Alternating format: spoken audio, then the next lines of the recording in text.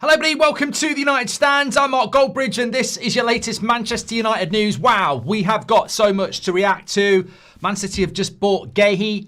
United have got a mystery loan midfielder they're looking for. Can you solve the clue of that? I was watching Beth's show earlier. We've got a Man City preview. How's that going to go? We've also got Michael Carrick just speaking to the press there. Lo and behold, he was asked about Roy Keane's comments about him. We've also got elements of our fan base that are doing a great job in calling out our ownership, Ineos, the board, the Glazers, and another section of the fan base who never bloody learn and would rather moan about ex-players because they don't dare moan about what really matters at the club. So we've got a lot to get into on the show. I will get into Michael Carrick's comments, but ultimately they were a little bit boring, which is what you would expect. Ultimately he works for the Glazers. He said he met the Glazers in Ineos yesterday and it was nice to meet them. So look, we've got a guy who is a club legend who hopefully is going to get us some results to get us into Europe. But we're not going to get interesting interviews because, he's working closely with Wilcox and Barada. He said that, he's very happy with that situation. So I'm not happy with that situation, by the way. I'm not being a hypocrite. I'm not being negative. I'm not being a moaner. I want Carrick to do well. I want Man United to win games. But ultimately, he works for the enemy. And I will not, in my role, and I think a lot of United fans agree with me, settle for, well, Michael Carrick's here, so we've all got to give Ineos and Wilcox another chance. They're cretins. They're ruining the football club. It needs calling out. I wish Carrick all the best, but I've got no interest in him talking positively about those cretins. They are an absolute poison to this football club. And if you want to change your tact and start getting on board with that, that's up to you. I'm not going to do it. And anybody that does want to play both sides is a Glazerite, as far as I'm concerned. And if you want to be that, that's up to you. Opinions are opinions. That's fine. But on the footballing side, I want us to do well. But I feel I must talk about this story that Ben Jacobs has put out today. I know Beth reacted to it. It's a transfer madness, isn't it? We're going to preview the Man City game in a moment. But look, all I can say is I don't know who the player is. That's for Ben Jacobs to release, which he will do in due course. It's a player that's not playing in the Premier League, who is playing in Europe, who has played in the Premier League before, who United have approached for a loan deal. Look, the biggest thing to take away from this is it's scraping the bottom of the barrel. If you're getting excited about this is just what we've become. I mean, I'm intrigued. I wouldn't say I'm excited. Let me tell you this. If you didn't want Conor Gallagher, this ain't going to please you. Yeah? If you don't want Ruben Neves, this ain't going to please you. Of course it's going to be better than nothing, but it ain't going to be good. It's a loan deal. A loan deal. Look, my imagination is that, and the hypocrisy is incredible. We've got Michael Carrick here talking about projects, improving players, getting results, playing entertaining football. Like we weren't in the top 3 for goals scored, chances created already this season, and Amrin wasn't already building a project. So it's almost like we're living in the twilight zone. Like it's suddenly like we've sacked a manager who was, destroying the football club. No, the people destroying the football club sacked the manager, and now Michael Carrick, you're next. But I would imagine, and this is the incredible thing for me, I would imagine there's been some conversations this week between Jason Wilcox and Michael Carrick and whoever. And for some reason, somebody with a brain has said, we do need a midfielder. And Wilcox has changed his mind and gone, can I just shock everybody here? Can I just shock everybody? Jason with a shocker. Worldy Wilcox is going to put one in the top bins here. Right, listen to this. Omar, stay out of it. You'll like this. Can I just shock everyone? Although I've messed up big time, and I sacked Amrim after an argument because he wanted signings, can I just shock you all? I think we need a signing. And Omar jumps in. But Jason, you sacked Amrim. You sacked Amrim because he wanted a signing. I know, and that's the brilliance of me. Wilcox, worldy again. I'm just unorthodox. I've sacked a manager because he wanted a signing, and now I've sacked him. I'm actually going to get a signing, but it's a loan. Meet me halfway, Carricky. Meet me halfway. Amrim wanted a good player. He wanted me to spend money, right? So I figured it out. We bring a player in, but we don't actually sign them. And we completely contradict what we've said, because what we've said is we're not going to go for Conor Gallagher because we've got big targets in the summer, right? We're not going to go short term because we want our big targets. So what we'll do is, even though we'll contradict it, we'll spin them even more. We'll actually go for the ridiculous loan short term deal over over what we just, they'll forget. But basically, we will sign a player now because my popularity rating will go up. So who are we going for? That's the question. But it is a total contradiction. It's a total mess. This is Manchester United for you. I said this to you before I went away yesterday. I said, it wouldn't surprise me in the next 2 weeks if we go and sign somebody, because United we need somebody. And also it's PR, it's spin, it's positivity. You know, give the fans something that costs nothing, basically. Go and get somebody that costs next to nothing and act like it's a new signing. This is a loan deal. So, I don't know. People are saying Loftus-Cheek, Billy Gilmore, Zakaria. Apparently it's not Saudi, so it can't be Fabinho, Kante, Ruben Neves. You know, maybe it's Jude Bellingham. I don't know who it is. I don't know who it is. But I just want to say, I think it's complete and utter horseshit again. It's embarrassing. And I can't for the life of me understand why we've sacked a manager who wanted signings to bring in an interim with no experience, who is now going to get a signing. But then I can understand it because it's cheap.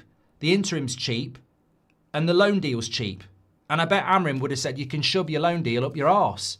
So, you know, I don't know. Do you think it's Pogba?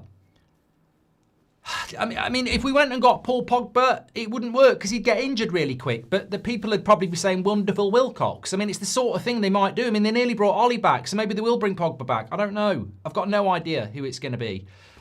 Joe Bellingham hasn't played in the Premier League, so it can't be Joe Bellingham. I did think about him from Dortmund as a loan deal, but he hasn't played in the Premier League. So, yeah. But McKennie's been mentioned, of course. Angel Gomez has been mentioned. Ultimately, these are not great players. They're not. And let's move into the Man City preview because that's what we're here for. But what a perfect segue, because Manchester City are second in the league. Last January, they spent loads of money. And this January, Semenyo and Guehi in January. And we've got owners that sit there and go, there's no value in the market. We're going to wait till the summer.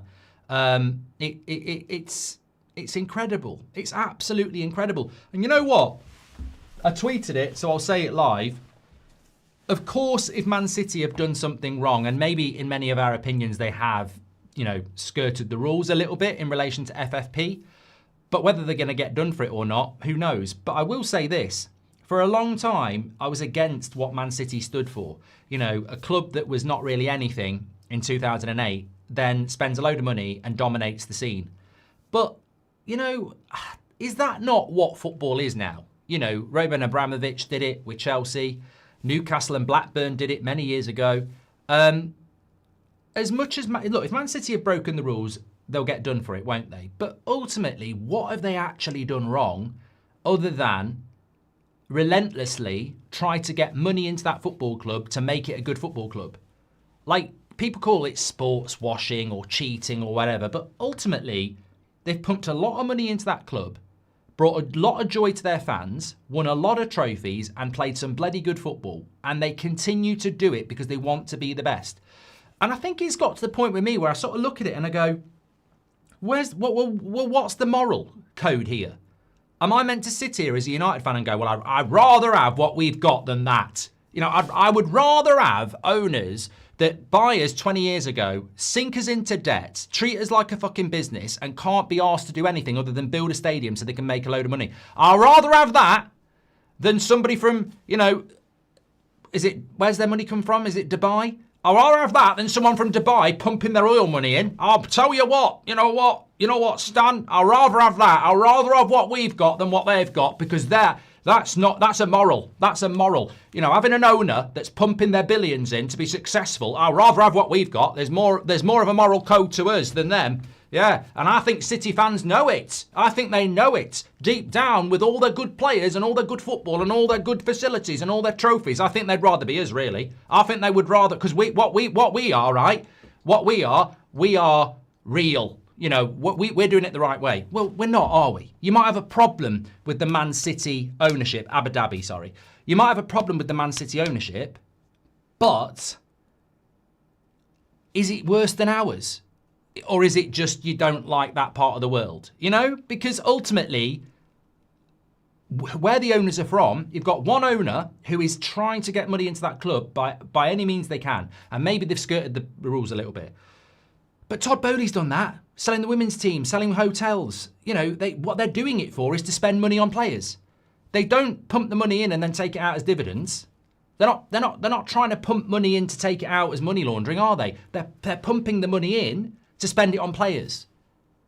And I think we need to start being open and honest about this. Like, what Man City have done, you can't really take the piss out of it anymore, because that money has gone in, by however means, to be spent on players to be successful. Manchester United, it's take, and dividends and debt. And we're not spending money in January. And we're going to do a secret loan deal. I mean, I'm almost embarrassed by this. There's a secret loan deal for Man United. Who could it be? And I'm seeing people go through the names and I'm going, I wouldn't wipe my arse with them. I really wouldn't wipe my arse with them. And United fans have spent the last 2 hours, we're all at it, trying to decode Ben Jacobs' news about who it could be. And they're all shit. They're all shit. Like, there's not one of them that you go, oh, I hope it's them. It's just different shades of shit. They're all fucking shit players. Let's be honest. I mean, it probably will be better than nothing, but it's a Garlo all over again. It's a Garlo all over again. It's, you know, it's a bit... I mean, I don't think it'll even be as good as Sabitzer. I don't actually think it'll be as good as Sabitzer. But you got Man City out there buying Mark Gahey, who is a captain of Crystal Palace. He's 25. He's a leader. He's a top European defender. And he's going to Man City. And they've just bought Semenyo, the best player in the Premier League outside the traditional top six. And we're all having a wank about who this bloody secret player is, who's a loan deal. It's you know, yeah, it's a hard one. It's a hard one. Yeah, it's hard to take, really. It is. But look, you know, let's talk about the game, because we can always come back to that. So, look, Man City against Man United tomorrow. Just very, very quickly. Look, I've seen people talking about Michael Carrick's tactic. We're a bit all over the place on this show, but it will be good. And I will be here for about an hour because there's a lot to talk about. So fasten your seatbelts. I will come to your comments. But people are saying, is it Fred? Is it Nanny? It is like a Boohoo Man trivia quiz, isn't it? I was born in such and such. I played in the Premier League. With Conor Gallagher. I'm not playing in the Saudi now. I'm playing somewhere in Europe. I have got Premier League experience. I am a midfielder. And it's a loan deal. So you know, when you're thinking about quality, I'm low quality. I'm cheap. Yeah, I mean, Michael Carrick may as well pick himself. Anyway, right, let's talk about Man City. I actually think I'm doing a Wilcox worldie here. I'm going to shock you all. Despite my absolute despair at this football club and how it's being run, I actually think we'll get a result tomorrow. I'm not going to predict a draw or a win, but I don't think we'll lose tomorrow. I'm allowed to do that, aren't I? I don't think we'll lose the game tomorrow. Man City, in their last few games, haven't been as good as they were before Christmas. I watched the Newcastle game. Newcastle had a lot of chances in that game. Obviously, they've drawn a couple of games to Brighton. I personally think it's a good time to be playing Manchester City. Now, they're better than us, and they've got some fantastic players, but you know, apparently, you know, the spin's been coming out from the normal journalists. The client journalists have been at it. Man United this week have trained so well. There's a real buzz around the... Just piss off. Playing both sides. Are you against the ownership, or are you just going to sit in the middle and play both sides? Because I tell you what, I'm tired of those people who want to play both sides. You're either with us or you're against us. Anyway, I digress. Apparently, we've been training really, really well. Michael Carrick in his press conference there sounded quite positive. Their defence is decimated. I mean, Gahey can't play, even though we've had a here we go. He can't play tomorrow. He's missed the deadline. Diaz is out. Vardiel's out for a long time. John Stones is out. So centre-backs wise, they're struggling. And it's really likely to be, you know, an opportunity for us to score goals. Is Jorginho still playing? So I think we can get at them, and we've got a lot of attacking options with Ahmad and Mbeumo back. Man City Obviously, very good team on the attack. Foden's, Haaland's, Semenyo's, Doku's. They've got loads of talent and they can score goals. But defensively, I think we can get at them. I think the crowd will be up for it tomorrow. And I just feel 12:30 kickoff, we can catch them and we can get something out of it. Maybe I'm dreaming, but I'll give you the evidence, right? I'm a lot older than many of you. Nostalgia from the 90s. Man United fans of my age and older will know this is true. We played Man City numerous times when we were brilliant. Numerous times. And it wasn't always a walk in the park. When the two teams meet, it should be 4 or 5-0 to United. And sometimes it wouldn't be. It'd be a draw or a loss. Manchester derby can be a great leveller. I think this is a great opportunity. Almost the perfect game for Carrick and United to turn up and get something. So I'm confident. Now, on tactics, I think it's irrelevant. There's a lot of people talking about Carrick's tactics, what he did at Middlesbrough. Is he a counter-attacking coach? Creates a lot of chances, slow build-up from the back. Is it a back four that transitions into a back three? I personally think it's irrelevant. You know, his managerial tenure is so small and totally about Middlesbrough that it's hard to say that's who he is. Because managing Middlesbrough in the Championship with the players he had, maybe he'll do something different with Man United. So this is my predicted lineup. I think he'll go with experience as much as he can because it's a Manchester derby and he'll want to win. So I think he'll play Maguire with Martinez at the back because I think Maguire has spoken already, done an interview this week about how much Carrick's, loves having Carrick back. So I think Maguire's going straight back in. Obviously, Lamons will be in goal.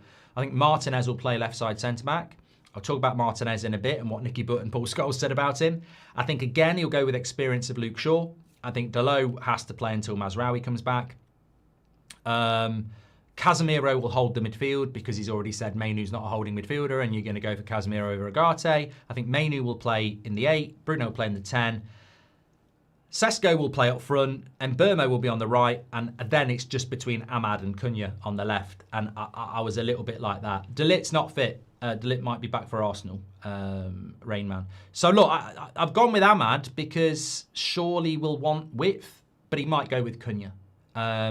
He might do. So that's how I think he'll go. I might be wrong by 1 or 2 players, but I think we'll play a back 4. I think we'll play a deep line. I think we'll counter-attack. And, I think sometimes people go over the top with tactics, but I think it'll be a back 4, a deep line, and a counter-attack. And that might not be a bad way to play against City. Let them have the ball, let them move up to the halfway line and look for that ball in behind. And, as much as people don't like that, I think it's effective. And Michael Carrick is not here next season, apparently. So if I was in charge of Man United and I was Michael Carrick, no manager comes into a team halfway through the season and reinvents the wheel. We're not going to suddenly start popping it around like PSG. So I think if I'm in charge of this team, I pick the best 11 with a deep line back 4, compact the midfield and pace on the break, especially against Man City. No one's going to moan about that. And I think Michael Carrick, and we'll talk about some of the stuff he said in a few minutes, but his job is to, as he said, improve individual players and get results. I don't think he's there to make us play good football. I think that's a bonus. You're not going to be here in the summer. This is a stopgap. This is the most short-term project ever. He's just got to get results and as many results as he can. Now, many people are writing off Man City and Arsenal. I'm not. I think, if we can get 4 points, great. If we get 6 points, it's incredible. If we get 3 points, it's okay. If we get 1 point or no points, it's shit. And same with 2. But, well, actually, 2 draws wouldn't be terrible, but I'd rather win 1, lose 1 and get 3 points instead of 2. So, look, there's a lot of permutations. But I think, obviously, Dorgu would be on the bench. You'd have Heaven on the bench, Agate on the bench, Cunha on the bench, Mount on the bench, Xerxes on the bench. So the bench should be good tomorrow. It's sad, I just want to say I do feel a bit sorry for Amrin because I think this was what he was trying to get to, getting those players back. He mentioned it so many times, getting the players back from the AFCON and things will get better. And I think they will get a little bit better. But look, I'm not going to give you my prediction. If you want that, it's on Premier League. Oh, God, what did I go for on Premier League predictions with Robbie? Spoiler alert. I went with the United win, and Robbie went with a draw. So, yeah. What about Ndembele? Mate, these are shit options, right?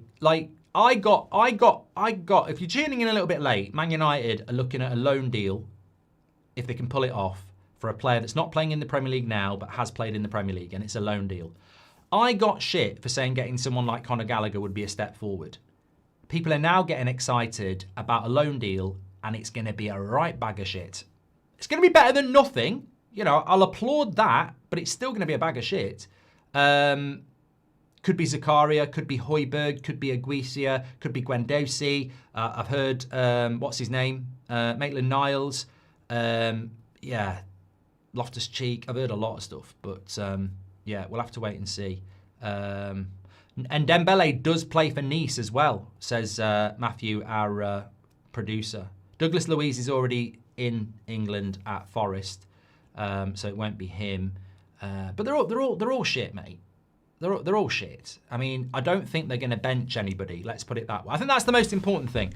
Whoever comes in, I don't think they'll bench anybody. Not straight away, anyway.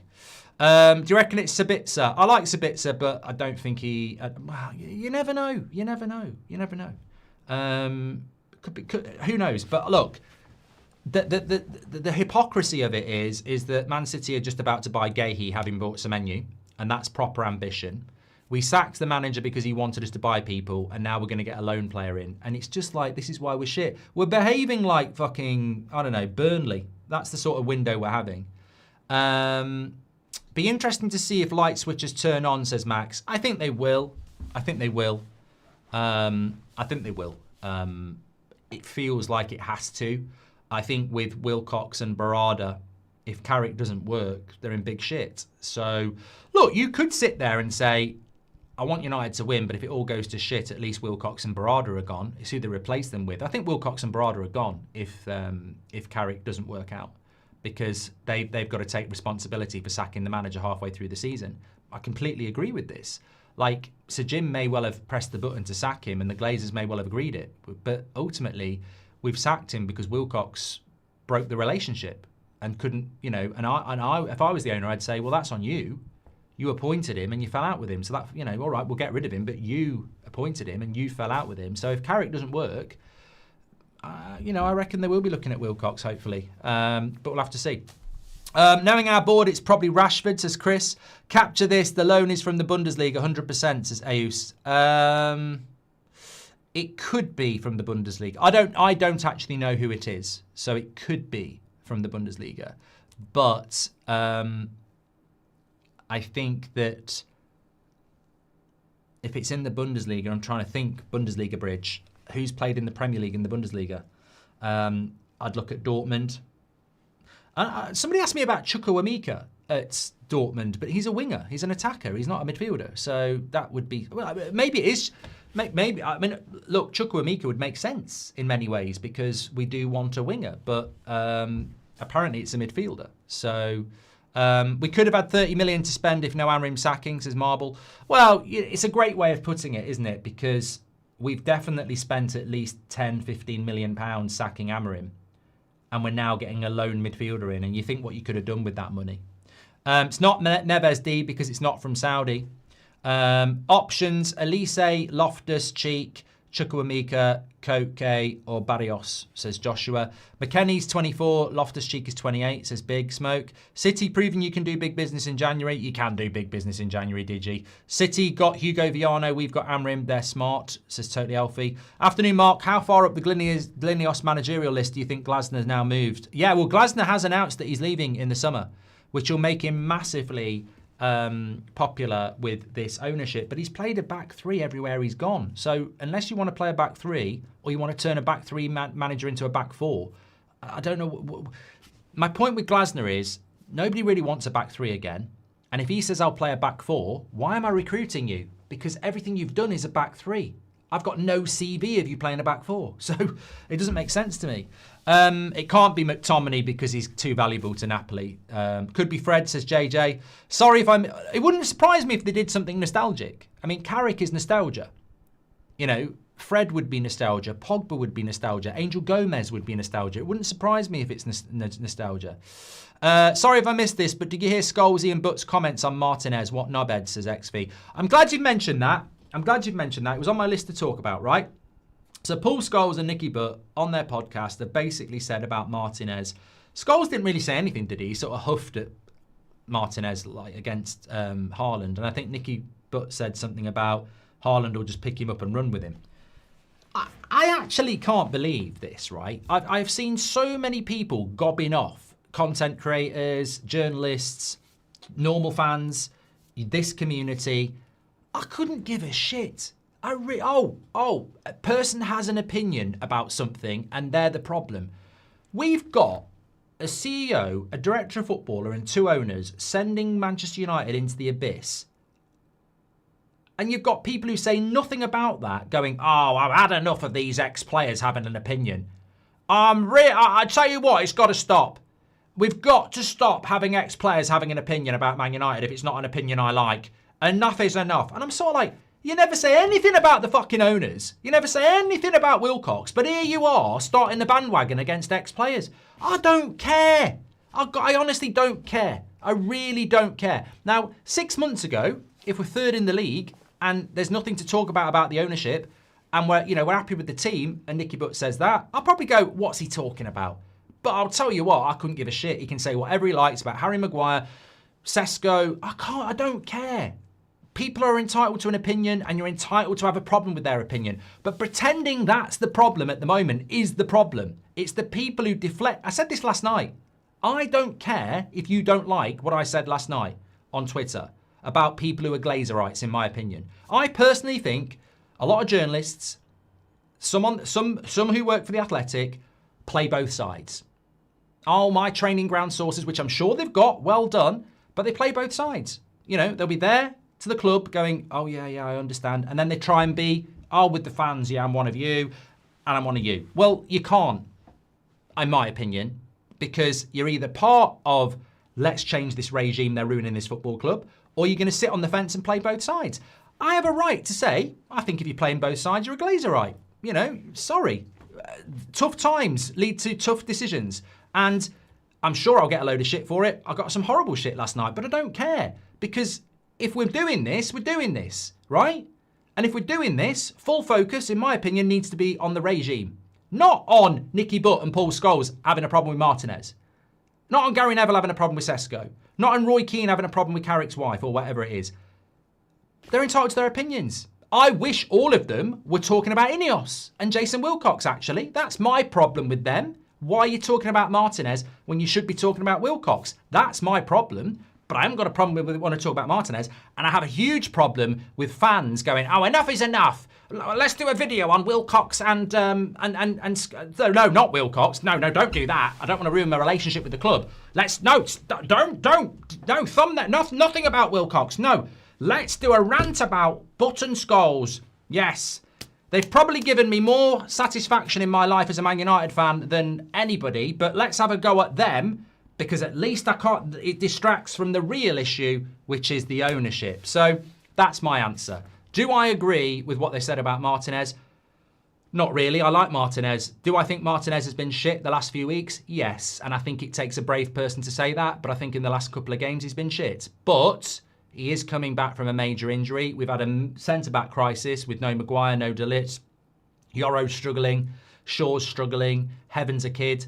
Martinez has stepped up and probably had to play too much football coming back from a major injury. And he's struggled. He's off the pace. He's not got the match fitness. He hasn't played well.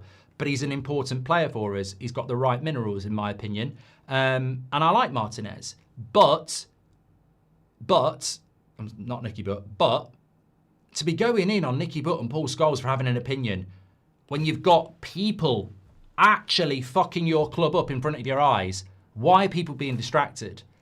And be careful who's distracting you because they have reasons to distract you because they won't talk about Wilcox, they won't talk about Barada, they won't talk about Sir Jim, and they won't talk about the Glazers. So what they will do is, and it's classic Glazer tactics, they distract you, make you start arguing with each other. Like last night when I called out somebody as a Glazerite, oh God, the amount of shit I was getting, I was thinking, I was like this. Good, exactly what I said would happen. You start having the difficult conversations and people don't like it.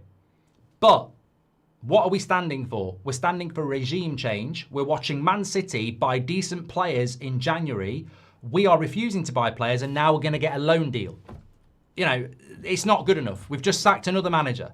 We've got another interim in. I agree with Roy Keane. This bloody mastermind the bloody coaching staff. It's desperate. I've got nothing against Johnny Evans, nothing against Michael Carrick, nothing against Steve Holland or Jonathan Woodgate at all. But come on, we're Manchester United, and that's the assembled Marvel Four. You know, it's hardly endgame, is it? It's not good enough, and that's nothing against them. But Roy Keane was right. What training has Johnny Evans done? Jonathan Woodgate, you know. Oh, Steve Holland is apparently the guru now. It's crap.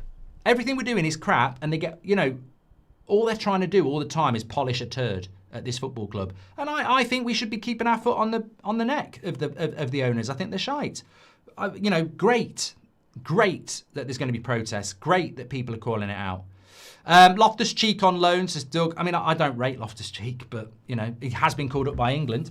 Sorry if I missed this, but I've done that one from XV. Probably Angel Gomez from Marseille. He's been at the club before, so his biggest ball knowledge. He's not really got Premier League experience, though, Angel Gomez, has he?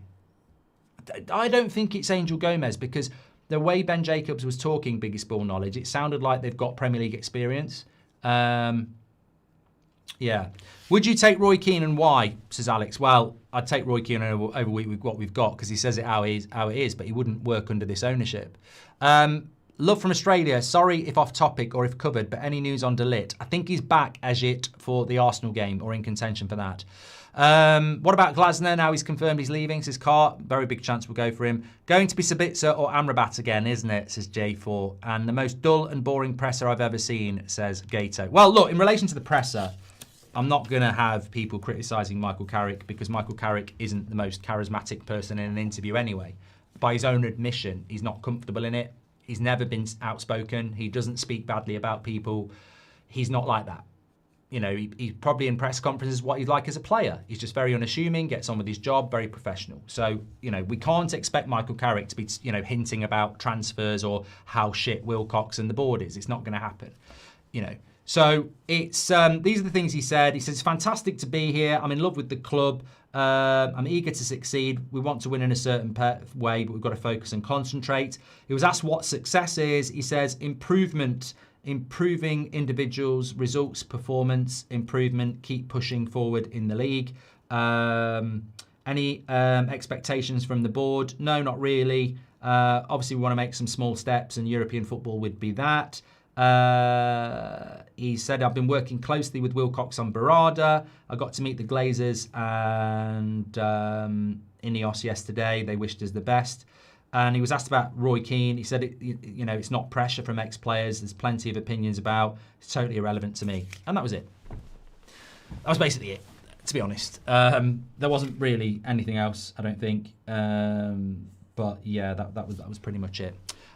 Stig says, did our ex-players from the 60s talk that much crap about the team in the 70s and 80s when United were crap? I don't think so. Our legends are perhaps. I'm sorry, right? I'm sorry. I find this really irrelevant. As somebody who's had a problem with ex-players multiple times over the years, I haven't got a problem with people having a problem with it, but I think the timing is just madness to me.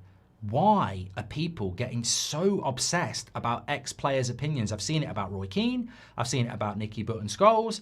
Why are all these people having a problem? I don't see anyone having a pop at Rio Ferdinand, by the way. Rio Ferdinand, who is basically on the United payroll now, no one's talking about him because he's just talking positive, isn't it? But the ex-players who've got a problem with the way the club's being run are getting absolute shit. It's weird. This fan base never will succeed. We will never succeed because we get distracted by the wrong thing all the time. Why are we talking about ex-players saying negative things about a football club that's negative? Why are we bothered about ex-players saying some players aren't good enough and some appointments aren't good enough when we're literally shite? I don't get it. I just don't get it. And also, even if you think it, why are you letting it bother you? You're just being distracted. Oh, I'm fuming about Paul Scholes and Nicky Butt. I'm fuming about Roy Keane. Are you fuming? I'm fuming. Are you really fuming? I'm fuming. I'm really fuming. What do you think about the ownership? Wow, can't do anything about it. But I'm fuming about the ex-players. It needs to stop. Someone needs to do somebody needs to do something about these ex-players. I've had enough of them. What are we going to do about Ineos? Well, we can't do anything about that. I'm just going to get the new shirt and, keep going, paying for my Sky and everything like that and MUTV. But, these ex-players, I tell you what, it's really weird. I don't get it. Oh, I don't like the Conservative Party. Up the Labour. I mean, I don't actually agree with that, by the way. But what I'm saying is, you know, welcome to the world where you might not like something and you might like something else. Shock horror. Shock horror. Somebody said something you don't like and you don't like their opinions. Oh, who gives a shit? Who gives a shit about that compared to the real issue at the football club, which is the ownership? Imagine if it's Renato Sanchez. Has he played in the Premier League? Big smoke. Well, I was getting excited about someone like Frank Kessie from Saudi because I've always liked him. I was thinking about Musa. I was thinking there was a few players I was thinking about, but they haven't played in the Prem. Any news on the showdown meeting? Says Josh. No. Jason Wilcox, Sir Jim Pratcliffe, Omar Pratt as well. Says Jock Chickens. Hi Mark. Today's my 18th birthday. I've been watching since I was 8. Legend, Kyle. Happy birthday. I hope you have a good one. You reckon? I'll tell you what. I didn't even tell you why I've not been on shows last night and this morning. I went and had a lovely little 24-hour bolt hole break. I was in my favourite pub in Birmingham yesterday, the old Contemptibles. I went for a lovely taster menu with the wife last night at Adam's Restaurant in Birmingham City Centre. I think it's Michelin star. Brilliant. You know, they like to bring out little bits of food. Oh, amazing. Stayed in the Grand Hotel Birmingham. It was just a lovely little bolt hole break. You need it. You do need it because... especially with the way United are at the moment. So that's why I've not been ill. Someone was like, have you been ill? No, I've not been ill. I had a bit of a hangover this morning, but I had a bit too many Danny Welbecks. But that's Melbeck. Me and Danny weren't out, you know. But yeah, people will start putting rumours out. So yeah, nice little break. But yeah, welcome back. Welcome back to Man United. It never stops. Amit says, do you reckon Wilcox using Carrick as a barricade to save his job? Sounds more Carrick is used as decoy for Wilcox. I think there's a theory, and I'm going to steal it because I can't remember where I read it. But I think United's strategy now with Ineos and Wilcox is to bring in coaches with very little experience. So if they fail, they can go, well, we gave them a chance. They just weren't quite right, so we'll try someone else. If you keep bringing in incompetent people and they fail, you can go, well, you know, we are trying and they're not failing. Whereas if they bring in somebody who knows what they're on about, they will expose the board massively. Amarim's gone because he exposed their incompetence. Ranić's gone because he exposed their incompetence. Mourinho was gone because he exposed the incompetence. Anybody that knows what they're on about that comes into this football club gets dealt with. Ranić, Mourinho, Amarim. If you don't know what you're on about and you're inexperienced, you can't do that. And that's what United will do from now on. We're going to have very, very, you know, it's going to be the Glazer way, isn't it? Glazerites in the club. Lucas Torreira, 29 at Galatasaray, Arsenal and Atleti. He says he's at, could be. Ex-players never say anything about the owners, says Stig. This board even does hypocrisy on the cheap, says Emily Derry. If you're going to U-turn after sacking a manager, at least have ambition and go for something half decent. Well, this is what I mean. Amarim gets sacked because they want him to play a back four and he wants to sign players. They sack him, and then they're going to go and get a loan deal in. And it's almost like there's been a strategic meeting, Emily, where they've gone, right, we've got Carrick in, fan base is still unhappy. What's going to make them happy? Well, they want a signing in midfielder. Yeah, well, we don't. What about a loan deal?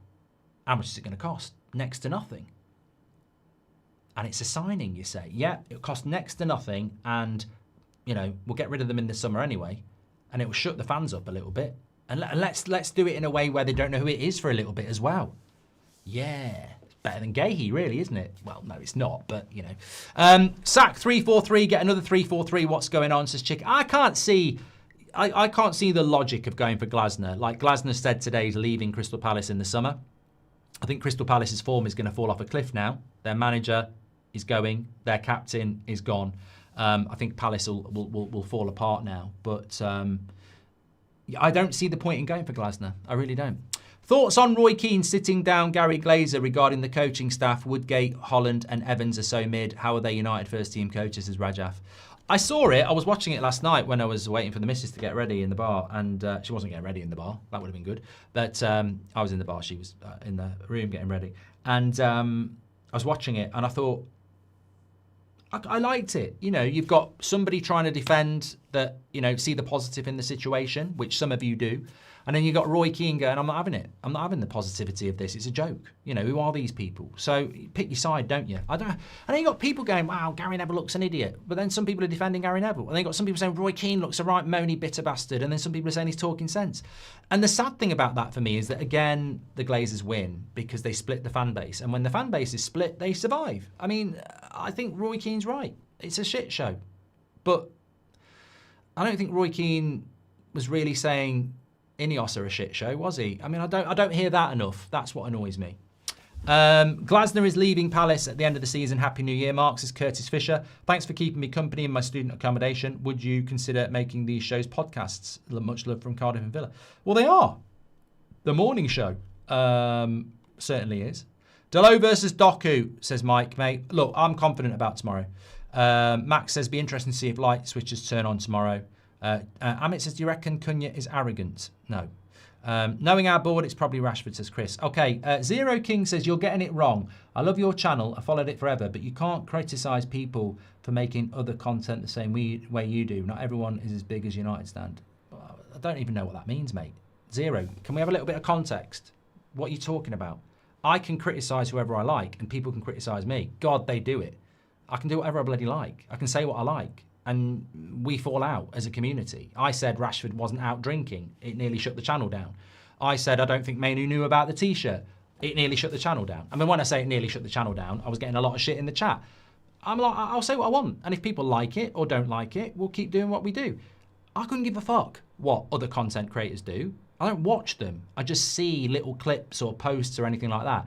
But what I do know is content creators, journalists, fans always get split by the Glazers. And that's what I'm calling out. Why are people obsessed about other Man United fans, whether they're ex-players or not, having an opinion on the coaching setup or the players, and then going, that's the real problem? What is the problem with an ex-player saying, I don't rate that player? What's the problem with that? So what you're basically trying to do in 2026 is dictate this dictatorship society where if you're an ex-player of this football club, you must say positive things about the players. Why? Why can't they have an opinion? And also, why are we bothered? If it's a slow week, if it's a slow news week, maybe we talk about it. But it ain't a fucking slow news week, is it? We've got protests in the making. We've got absolute pandemonium at the club. You know, we're embarrassingly now going for a lone midfielder. We don't know who that is. We've got a Manchester derby tomorrow. You know, we've just sacked a manager. We've brought an ex-player back as an interim. There's lots to talk about why the club's on its arse. And then some bright spark has gone, nah, let's talk about Nicky Butt and Paul Scholes. And I'm like, what? No wonder we fucking fail. No wonder we're watching Man City buy top players with an ownership that wants to be successful because we can't get rid. We've got nothing to moan about in relation to this ownership in the sense that it's our fault. It's our fault. But we need to deflect because we can't take responsibility. The Glazers and Ineos would not be in charge at Liverpool Football Club. They wouldn't. Say what you like about them. They're our biggest rival, but that fan base would not put up with 20 years of this. They wouldn't. And every Man United fan knows it. And we hate it, but we know it. Liverpool Football Club would not let somebody do what they've done to our football club over the last 2 years and the last 20 years. It wouldn't happen. So we are to blame. And we look and we deflect and we blame and we blame and we blame. And we're like the players. We're always looking for someone else to blame when the blame is square in our face. We won't do what needs to be done to get regime change. We just won't do it. We get distracted. And how you can get distracted at the moment by ex-player comments and how I'm seeing people going, the ex-players are the problem at Man United. Oh, they're almost as bad as the Glazers. Oh, are they? Oh, have Nicky Butt and Paul Scholes put us into £1 billion of debt? Oh, are they refusing to buy players in January, are they? Oh, are they recruiting inexperienced people and sacking managers? Oh, yeah, they are. You're right. They're almost as bad as the Glazers, aren't they? Grow the fuck up. They've got an opinion that you don't like. The real problem at Man United is the regime that is sinking this club year after year after year. And it's a bloody embarrassment. There are so many symbols of embarrassment around Man United. You could pick a million. But it's so embarrassing that we're playing a Manchester derby tomorrow. They're way better than us, and they've bought two of the best players in the Premier League in the last 2 weeks, and we won't do anything apart from some mystery loan. And I'll tell you what, I just can't. We got to find replacements for Yoro, Shaw, Maguire and Agate to potentially build a stronger Man United. Mainu and Xerxes also need to sharpen up, says Nosk. Paqueta won't cost much. How now, would he, says Chris. Don't know why we're talking about that. Ex-players could be getting lifetime loyalty shares, says Amit. Run from it, hide from it. Lingard still arrives, says Marble. Man United is it public, need 25k in shares and fans can take minority shareholders' rights, can ask questions and file proposals Glazers must face at meetings, says Sack. By the way, what's the latest on City's 115? You know what, Ian? I don't even care about Man City's 115 anymore. What does that do for me as a Man United fan? Whatever they've done, they are still out there buying players trying to be good at football. Now, I'm not saying I'd rather have those owners than ours, but actually you probably would. You probably would. So I can't be asked about the 115. Oh, let's hope Man City get into trouble so they might be relegated and we'll be better than them by default. We're shit. We're absolute shit. We are a mid-table club now, says Mojo. No wonder we're linked with the likes of Southgate, Glasner, De Zerbi. We are miles off being amongst the best, so best in class is just hollow words, says Mojo. City signed Semenyo and Gehi. Meanwhile, we hire Carrick and bring in Holland, Woodgate and Evans. How are these owners this stupid, says Rajaf.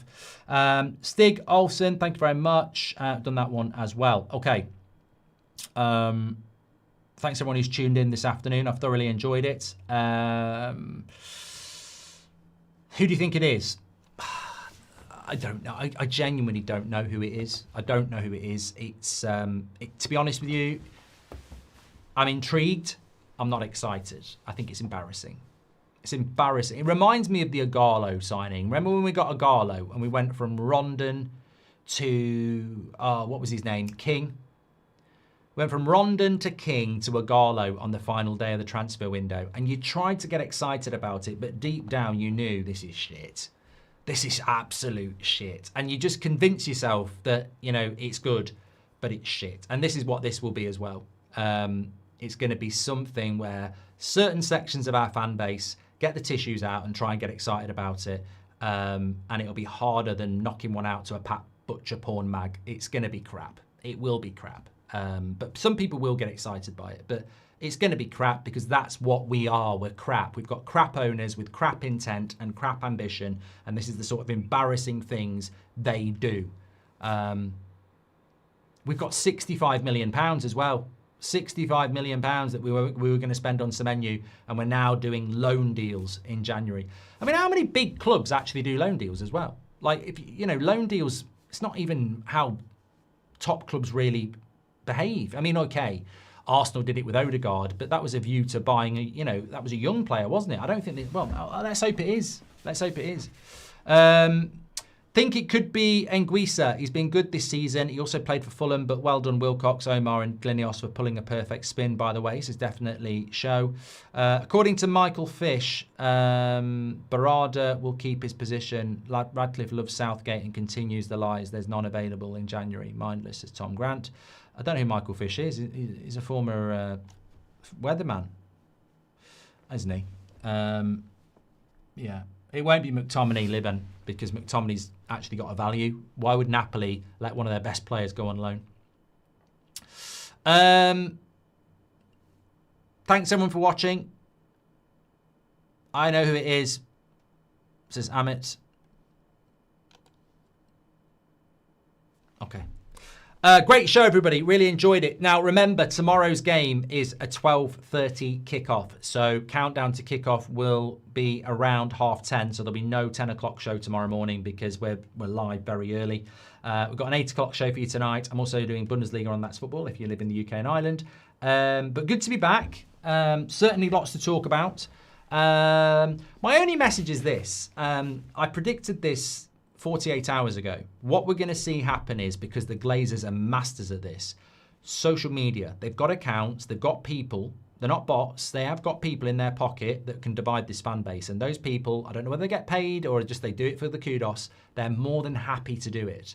And what will happen is, and I predicted it, is they're going to disintegrate this fan base very, very quickly. I wouldn't be surprised if they're loading the bullets against the ex-players. There's certainly journalists out there doing their work for them as well. So they'll keep doing that. They'll keep dividing because that's how they survive. And you look around the last 24 hours on social media, even in this chat, you will see exactly what I mean. There are people out there that are literally defending the Glazers when they think about it. You know, you're going in after ex-players. You're going in after people who, you know, are, you know, saying that's not right, this, that, and the other. We should all be 100% focused on what is happening to this football club over the last 20 years, but more importantly, the last 18 months. £500 million spent on 2 managers they've sacked at a cost of £30 million. Director of football sacked, who was meant to be 10 out of 10 according to Sir Jim Radcliffe. You know, the lack of signings in January windows for the last year, which are absolutely essential. You know, sacking a manager halfway through the season to bring an interim that we've had before. Interview an interim that we had before.